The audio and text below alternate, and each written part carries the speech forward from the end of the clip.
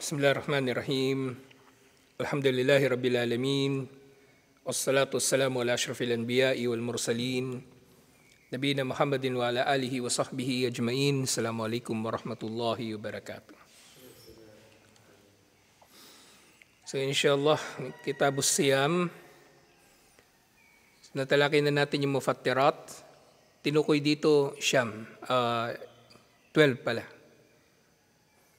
Ang pagdating ng buwan ng dalaw at nifas,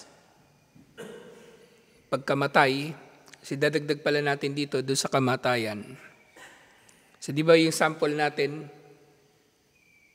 halimbawa nagkasakit siya ng 20, so hindi na siya nag-fasting, na hospital siya halimbawa, at namatay siya ng 28. Ang Ramadan sa taon na yun ay 30 days. So yung 20 hanggang 28, 9 days pala. Ilan ba yun? 9 days. Yun ay pag-aayunuhan ng kanyang wali o ng kanyang tagapagmana. O sino mang mga ngalaga, pinakamalapit niyang kamag-anak, kumbaga. Man mata wa alayhi siyam, sabi sa hadith, yasumu anhu waliyuhu. Mag-aayuno para sa kanya ang kanyang tagapagmana o wali. Sino mang mamamatay na meron siyang utang na pag-aayuno. So yung 20, 21, 22, 23, 24, 25, 26, 27, 28. Siyam na araw, pagbabayaran niyo ng kanyang tagapagmana, pagmamatay siya. Na hindi nga niya napag-ayunuhan na. Iba pa yung pag-aayuno na hindi niya nagawa kasi namatay na talaga siya. So yung 29 saka 30, hindi yun kailangan pagbayaran. Kasi patay na nga siya. Patay na siya. Bawa, 20 ng after Fajr, na hospital siya. Tapos 28 before Maghrib, namatay na siya. So, lahat yun ay pagbabayaran. Pero in 29-30, hindi. Pero bukod pa dun sa pag-aayuno sa Ramadan, meron pang isang pag-aayuno na obligado, di ba? Bukod doon sa pag-aayuno sa Ramadan, ano pang pag-aayuno ang obligadong gawin? Bukod sa Ramadan, meron pang pag-aayuno ang obligado na gawin. Meron pa.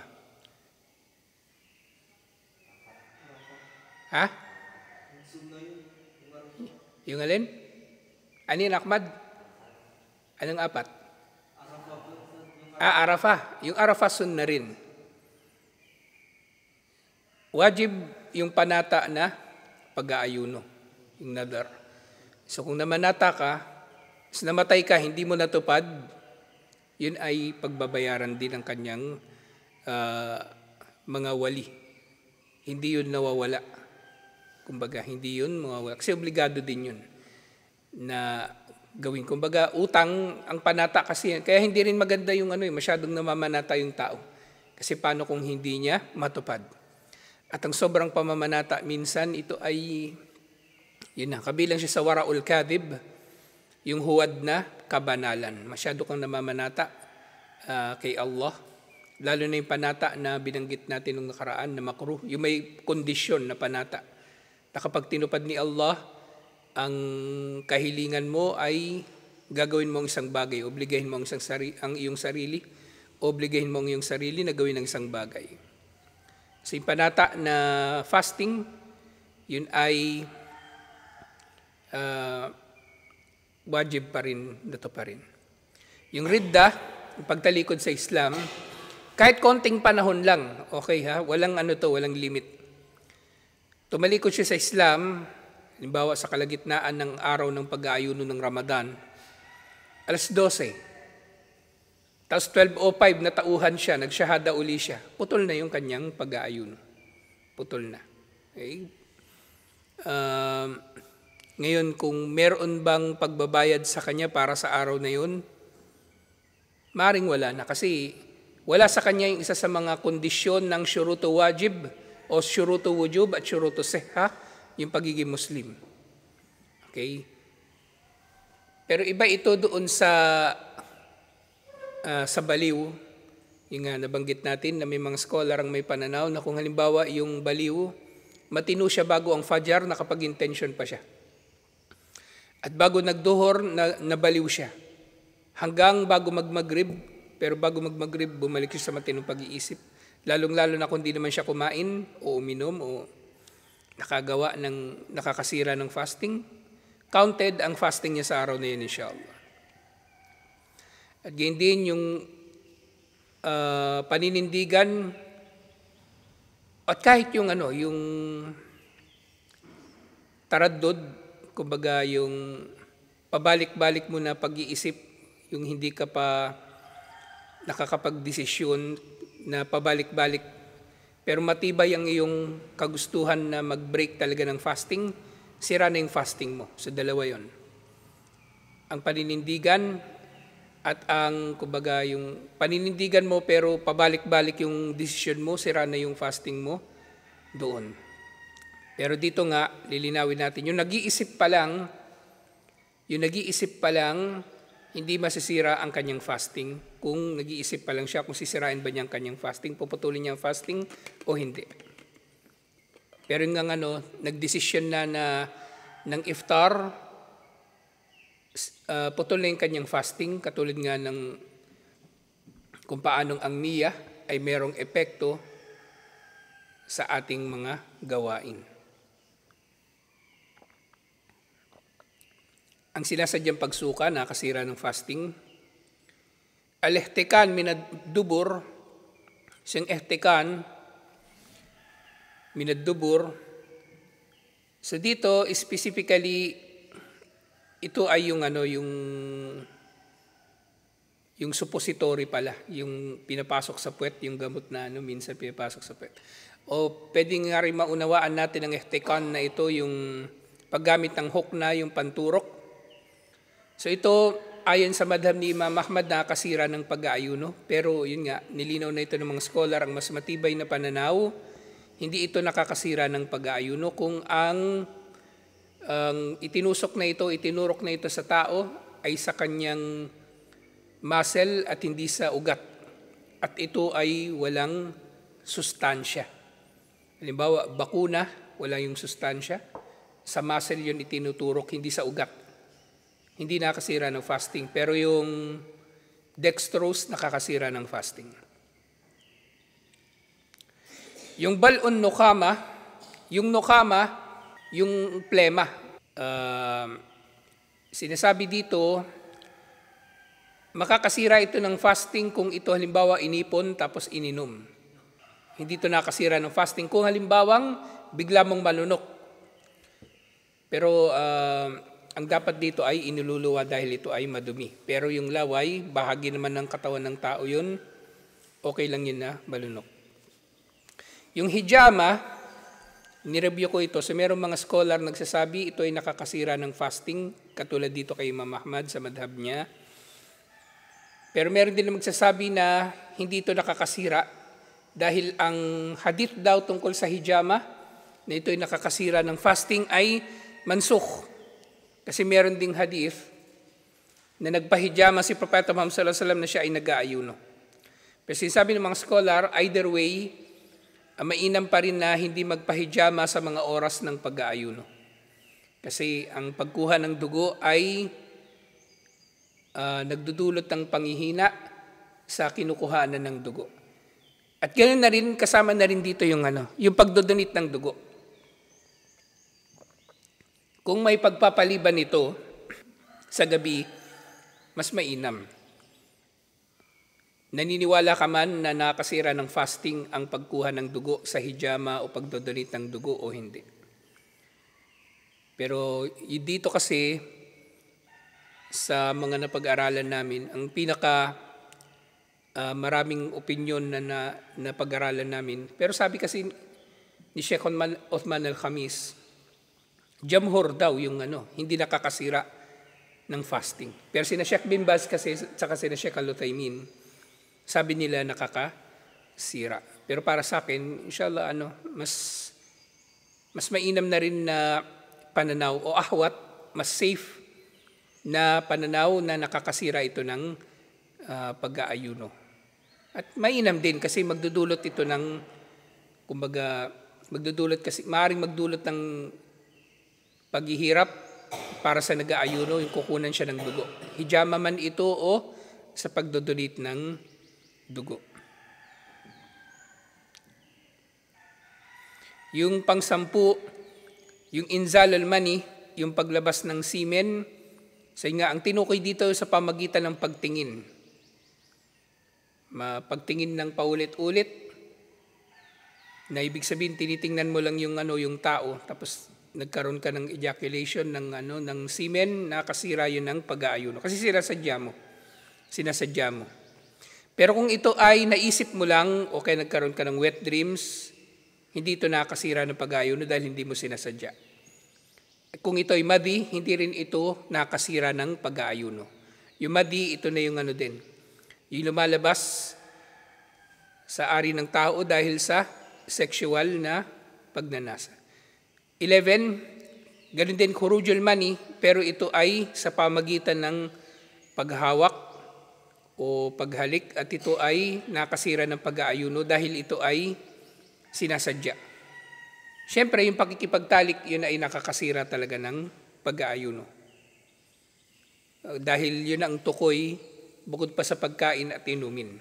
Sinatukoy dito na 12, yung hindi pagkain at hindi inumin na nakakasira ng fasting.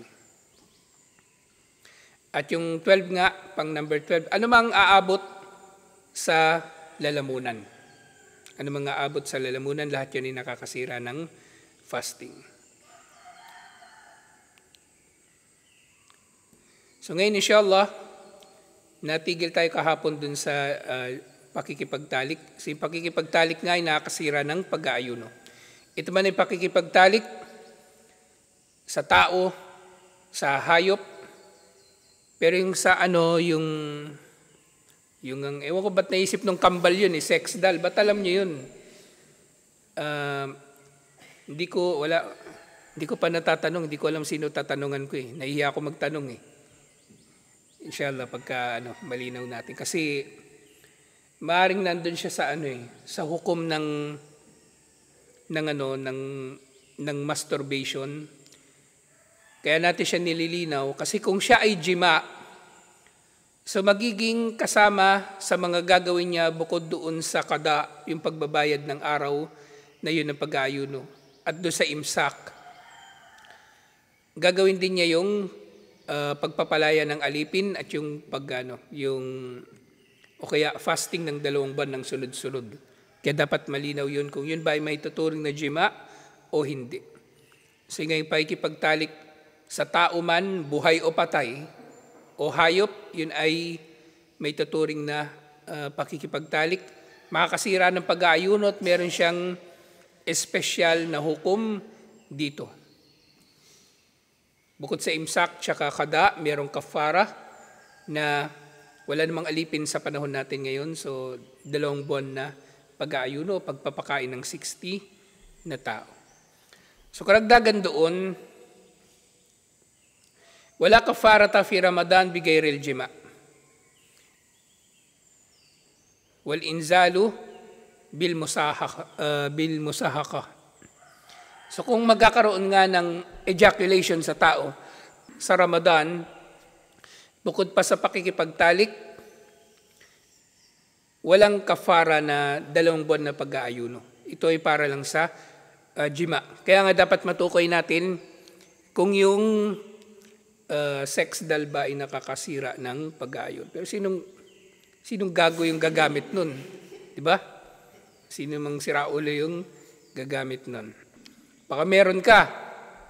May tinatago. Nasabi ko ba yun dati? Ako sa galing sa takara ng... Hindi ko maalala Kasi dapat malinaw yun. Kasi kung masturbation lang siya o pakikipagtalik na. Kasi magkaiba sila ng magiging hukom. Ngayon tungkol naman sa kada. At yung kada, naalala ko, di ba, nabanggit ko yung nakaraan. Hindi ka pwedeng magkakada sa mismong Ramadan. Ang mismong Ramadan, ang pag-aayunuhan mo doon, yung araw mismo, ng buwan na yon, ng taon na yon ng Ramadan. Hindi yung Ramadan nung nakalipas. Na hindi katulad sa sala, bawa sa sala, dumating ka sa jamaan, nagsasala sila asar, tapos hindi ka pa nakapagsala ng duhur. Ang niya mo duhur. Pero dito sa Ramadan, hindi pwede.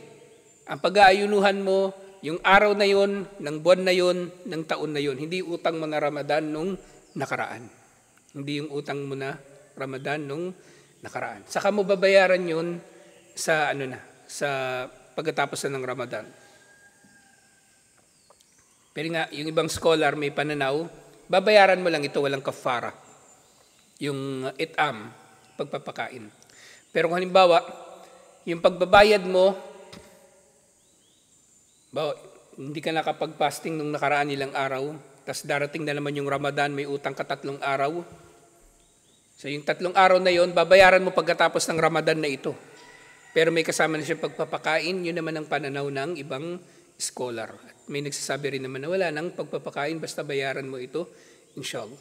At maaaring mangyari ito doon sa mga babae, lalo na halimbawa yung buntis, hindi siya nakapag-fasting nung Ramadan na yon. Tapos nung nanganak siya, nagpapadede naman siya, so hindi na naman siya nakapag-fasting nung sumunod na Ramadan. Actually, 2 taon yung period ng pagpapadede, pero 1 year lang siya hindi nakapag-fasting. So 2 Ramadan yung utang niya. So gusto na niya mag-fasting ng Ramadan na parating, nabuntis na naman siya. So 3 na yung Ramadan, kulang niya, tapos nagpadede na naman siya. Yung anak niya 12, taon-taon buntis siya. So ilang Ramadan yun? 13 o 14, mahigit pa. So lahat yun ay pagbabayaran niya kapag hindi Ramadan. Hindi pwedeng magbayad ng qada sa Ramadan. So nga sa qada, وَمَنْ فَاتَهُ Ramadan qada adada ayyamihi. Sino man ang lumipas sa kanyang Ramadan, anumang araw ng Ramadan o ilan man ito o 1 buwan o 2 buwan ng Ramadan, babayaran niya kung ilan ang kanyang utang. Kung ilan ang kanyang utang, yun ang kanyang babayaran. Ang lang talaga, ang ikhtilaf ay naroon sa kung meron bang fidya o yung kafara, yung pagpapakain sa bawat araw na hindi na pag-ayunuhan, na hindi na bayaran agad. Ibig sabihin, inabutan pa ng susunod na Ramadan. Sunnah, nagawin ng qada alal fawr. Al-qada'u alal fawr, ibig sabihin agad-agad. Bawa, may kulang ka na fasting ngayong Ramadan, itong Ramadan na ito parating, may kulang ka 3 araw. Kasi nag-travel ka, halimbawa nag-travel, o kaya nagkaroon ka ng buwan ng dalaw o nanganak ka. So pagkatapos ng Ramadan na yon, the earliest na pwede ka na mag-fasting ka na. Kasi puwera na lang sa araw ng Eid, di ba? Haram mag-fasting sa araw ng Eid. Sa araw ng Eid al-Fitr, hindi ka magpa-fasting. So kinabukasan na araw ng Shawwal, magpa-fasting ka na. So sunod-sunod mo na yun na pag-fasting ang 3 araw, mas mainam yun. Mas mainam na gawin ang fasting, ang pagbabayad sa utang na fasting ng agad-agad, alal fawr. Kumbaga automatic na gagawin mo siya.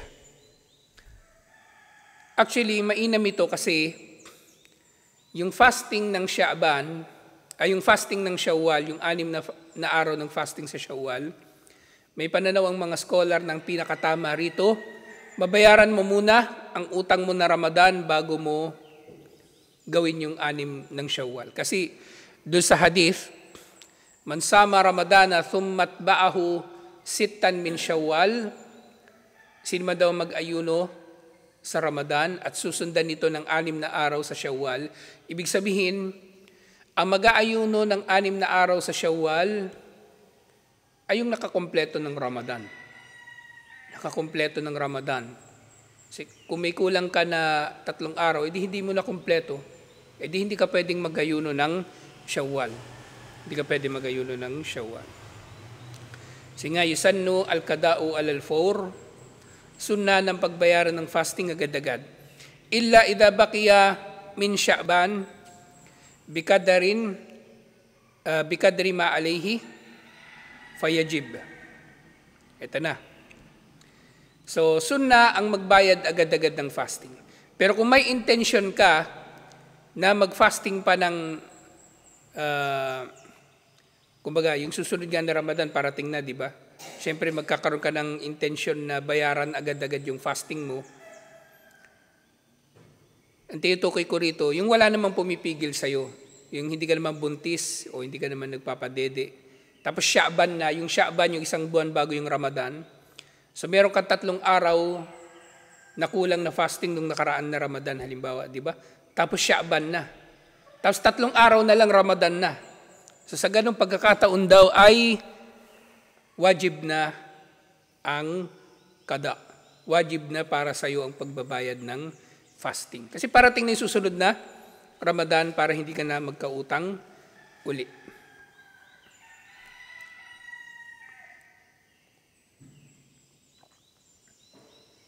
So ito na, muli yung tungkol sa Syawal.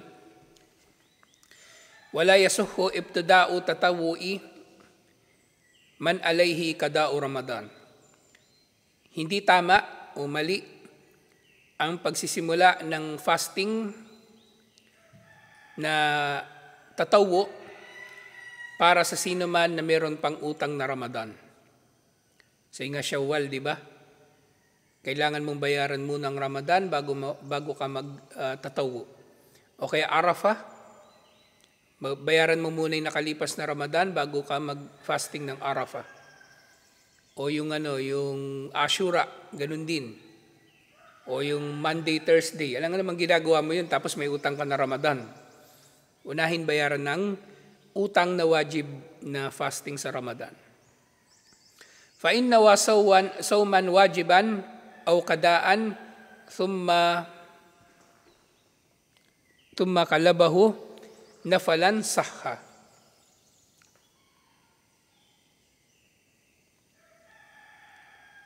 Sino man daw ang mag-intensyon ng obligadong pag-aayuno o kaya ay qada na pag-aayuno. Ang qada actually ito na nga yung pagbabayad dun sa utang. At babaguhin niya ang kanyang intensyon sa nafila, pwede rin naman. Pwede rin naman. Katulad sa sala, nagsala ka ng duhur, tapos nagsasala ka mag-isa, tapos narinig mo na mayroong jamaan na nag-iikama, so yung sala mo na duhur, sa halip na puputulin mo, ginawa mo na lang 2 rakaa na sunnah, nagtaslim ka tapos sumama ka sa jamaa para may reward ka ng jamaa, pwede. Pero dito, paano mangyayari ito? Paano mangyayari ito? Na sabi kanina, hindi raw tama na magsasala ka o hindi tama na magpapasting ka ng sunnah na may utang ka pang Ramadan. Pero pwede mong gawing sunnah yung qada at yung wajib na fasting. So yung wajib na fasting dito, syempre hindi naman ito Ramadan. So yung tinutukoy dito na maaring wajib na fasting sa'yo yung nadar, yung panata, kanina yung nasabi ko. At maaring kabilang din pala sa wajib na fasting yung kafara. Yung kafara na wajib ay yung kafara na fasting ay may tuturing din na wajib. Halimbawa yan, yung nakipagtalik ka sa araw ng Ramadan, 2 buwan ka magpa-fasting, ang fasting na yun actually ay wajib din. Ang fasting na yun ay wajib din. Tapos yung qada mo din sa utang na Ramadan, gagawin mo siyang sunnah. Pero actually mahirap ito. Mahirap ito. Kasi yung fasting ng 2 buwan bilang kabayaran sa pakikipagtalik sa Ramadan ay shahrayni mutatabi'in. 2 buwan na sunod-sunod. Kapag pinutol mo yon, back to zero ka. So hindi mo na dapat baguhin yung iyong intention. Pero nabanggit lang dito, sahha, maaari matanggap yung binago mo na intention, yung bago mong intention na nafila. Pero syempre maaari magkakaroon nito ng negatibo na epekto doon sa original mo na fasting na kailangan mong gawin. Yung utang na fasting, binabayaran mo, tapos binago mo yung intention, gagawin ko na lang itong fasting ng Monday at Thursday. Di may utang ka pa rin, unahin mo yung utang mo, inshallah. Tinutukoy lang dito ay maaring maging tama o tanggap pa rin ang fasting niya, inshallah. So sunnah, ang pag-aayuno, kumbaga, ang sunnah na patuloy na mag-aayuno ang tao ng tatawo, yung mga voluntaryong pag-aayuno. Sunnah yun, okay? So, sinasabi natin sunnah dito para ma-distinguish siya mula sa mubah na pinahihintulutan. So, ang fasting, kung gagawin mo ito ng liban pa sa Ramadan, gagawin mo ito ng madalas, hindi lang ito mubah. Ito ay sunnah, ibig sabihin may mas malaking gantimpala. At ang pinakamainam na pag-aayuno ay ang yomun wa yom, ibig sabihin yung alternate na pag-aayuno. Mag-aayuno ka sang araw, hindi ka mag-aayuno sa susunod, kinabukasan, sa susunod na araw mag-aayuno ka. Pero syempre, hindi natin ginagawa yon bilang pagsunod sa sunnah ni Dawud alayhis salam. Di ba ginagawa ni Dawud alayhis salam? Hindi. Ginagawa natin ito dahil ito ay napagtibay sa sunnah ni Propeta Muhammad sallallahu alaihi wasallam. Dahil ang susundin nating sunnah ay ang sunnah ng propeta na nakakasakop sa panahon natin o sa lugar natin. At yun si Propeta Muhammad sallallahu alaihi wasallam. Okay? So, bagaman ginagawa ni Dawud alaihi salam, hindi natin yung ginagawa dahil sa pagsunod sa sunnah kay Dawud alaihi salam. At gayon din, kabilang sa mga sunnah na fasting, somu ayyamul bid. Yung ayyamul bid, ito yung mga oras, ito yung mga araw o gabi, ito yung mga gabi na full moon. Full moon, 13, 14, 15 ng kalagitnaan ng buwan. Tinawag itong ayyamul bid dahil ito ay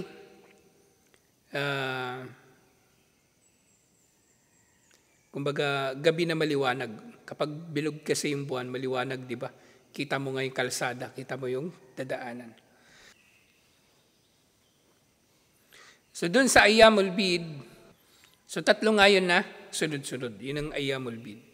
At syempre, yung ayyamul bid, pwede mo itong gagawin pwede pagsabayin yung intention. Halimbawa, matatapat ito ng Monday o Thursday, pwede mong gawin ang fasting doon sa dalawang intensyon, inshallah.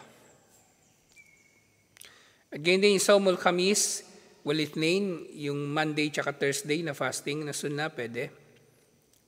Wasittatun min Shawwal, 6 na araw ng Shawwal, lahat ng ito ay mga sunnah na fasting.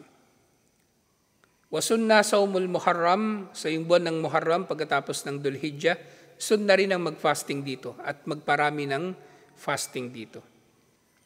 Wa akiduhu Ashura.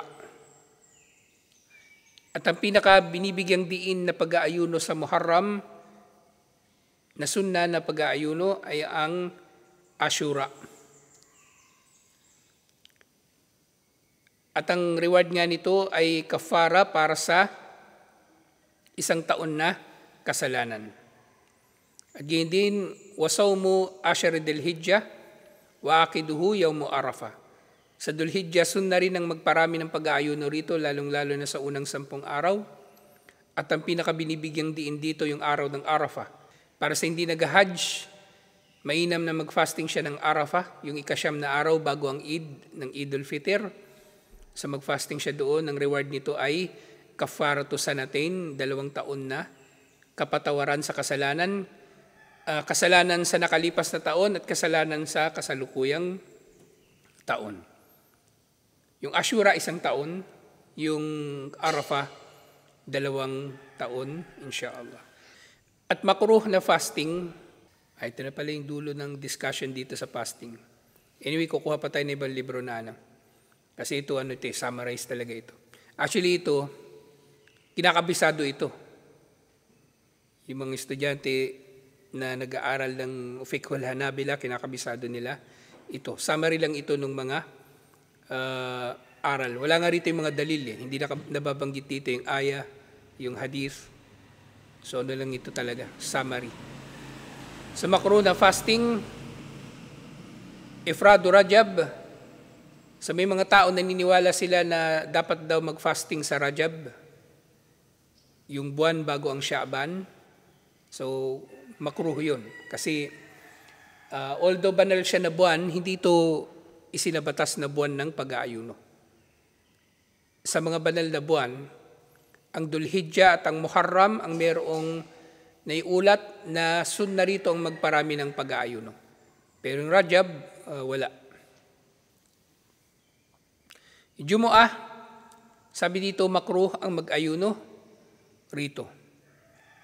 Ibig sabihin, Jumu'ah ka lang mag-aayuno.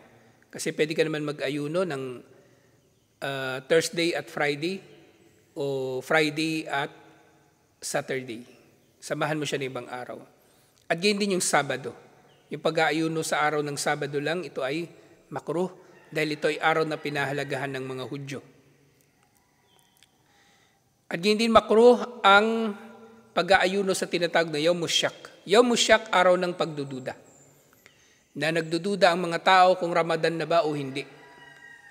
Nangyari lang naman ito noong unang panahon kasi ngayon mabilis naman dumarating yung balita. Halimbawa ngayon 29 ng Sha'ban, tapos hindi pa dumarating sa atin ang balita kung Ramadan na ba bukas o hindi pa. So yung mga tao, nag-moon sighting pero maulap. At wala rin silang nabalitaan mula doon sa malapit na bayan. So nag-ayuno na sila kinabukasan kasi gusto nilang manigurado just in case Ramadan na raw. So hindi pwede. Hindi pwede. Kasi ang batayan sa Ramadan ay ang pagkakakita ng new moon. Ngayon kung hindi nyo nakita ang new moon, ibig sabihin, edi magiging 30 days ang Sha'ban. Hindi yung magpa-fasting ka sa ika-30 ng Sha'ban just in case Ramadan na. Hindi pwede.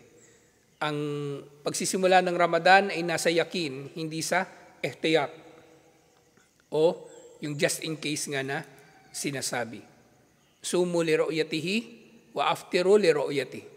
Magsimula kayong mag-ayuno sa Ramadan kapag nakita ang new moon at tumigil kayo kapag nakita na rin ang new moon. Ibig sabihin mag-Eid kayo. Inga wa huwa athalathuna min Sha'ban. Yung Yawm Shak na ito, yung ika-30 ng Sha'ban.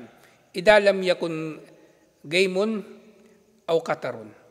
Pero dito nga nilinaw din, halimbawa yung araw ng moon sighting, yun nga sa gabi ng ika-29 ng Sha'ban, ibig sabihin ika-30 na talaga yun ng Sha'ban, wala namang ulap, pero hindi nakita yung buwan, pero nagdududa kayo, baka merong new moon, at nag-ayuno kayo kinabukasan, yun ay makruh na ipag-fasting. Wayahrumu sawmal idain, so haram mag-ayuno sa Idul Fitr at Idul Adha. Haram. Wa ayyamut tashrik, at haram din ang ayyamut tashrik. Ito yung 11, 12 at 13 ng Dhul-Hijjah. So 4 na araw na yon haram mag-fasting. Araw ng Idul Adha at yung sumunod na 3 araw dito. Wa man dakala fit tatawwi lam yajib itmamuhu. Sino man ang magsimulang mag-fasting ng tatawu o voluntaryo, hindi naman obligado na ituloy niya ito. So pwede niyang putulin ito anytime. Okay? Halimbawa nag-fasting ka ng sunnah, tas niyaya kang kumain, ang sarap ng pagkain, biryani. Tapos sunnah naman yung fasting mo. Iputulin mo na, di ba? Minsan lang mag-aalok yung brother biryani pa. Di kumain ka na. Inshallah. Pwedeng putulin, walang problema, walang kasalanan. Kung ito ay voluntaryo lang na fasting. Pero kung ito nga ay wajib, panata na fasting o kafara na fasting, hindi mo pwedeng putulin yun. Hindi mo pwedeng putulin yun.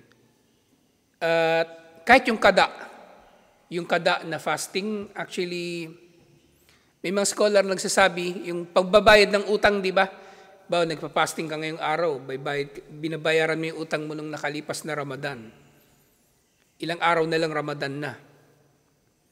May biryani uli.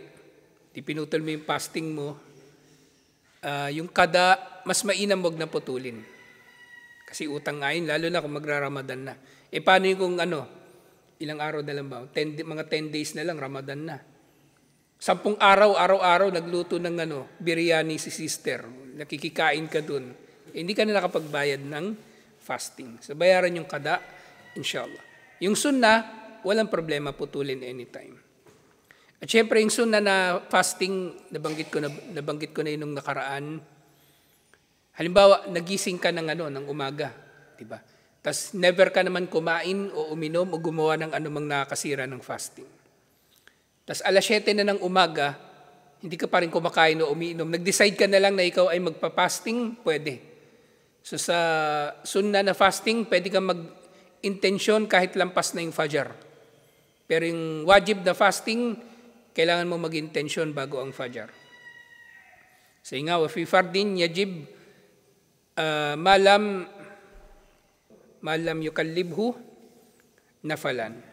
So yung gumagawa ng obligado na fasting, yajib, obligado sa kanya ang kumpletuhin ito. Obligado sa kanyang kumpletuhin ito, liban na lang kung babaguhin niya ang kanyang intensyon na gagawin niya itong obligado. Pero ngayon nga, voluntaryo pala. Kung gagawin niya itong voluntaryo, pero nga mahirap ito na gagawin.